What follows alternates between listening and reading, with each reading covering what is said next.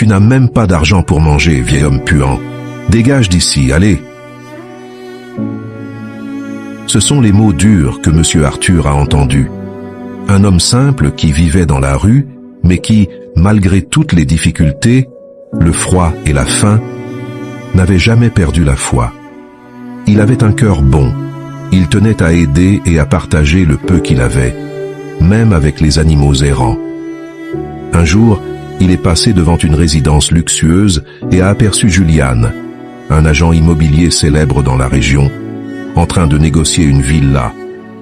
Monsieur Arthur s'est arrêté, a observé cette grande maison et a dit tout bas, « Un jour, j'achèterai une maison comme celle-ci. » L'agent l'a regardé de haut en bas avec mépris et a crié, « Toi, ne me fais pas rire, sors de ma vue, espèce de déchet. » Arthur est parti en pleurant, se sentant humilié.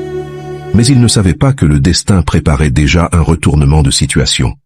Assis sur un banc dans un parc, pensant à la vie, il a entendu une annonce à la radio d'un kiosque à journaux.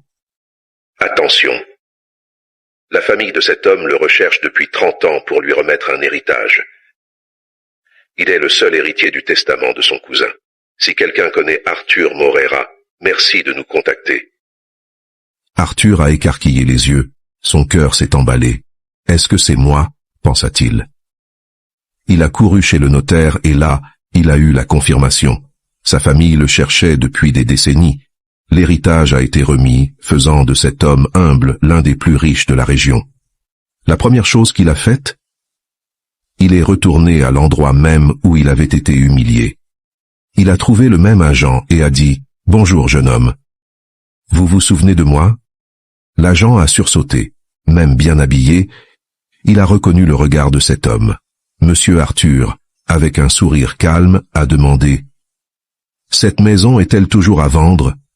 L'agent a bégayé « Oh oui, elle l'est, monsieur. » Alors Arthur a répondu « Eh bien, préparez les papiers. Je vais acheter cette maison comptant, comme je l'avais promis. » Après avoir tout signé, il a regardé le jeune homme dans les yeux et lui a laissé un conseil. « J'espère que vous avez retenu la leçon. Ne doutez jamais de la capacité ou de la foi de qui que ce soit. » Morale de l'histoire. N'humiliez personne. La roue tourne et vous ne savez jamais de quoi demain sera fait.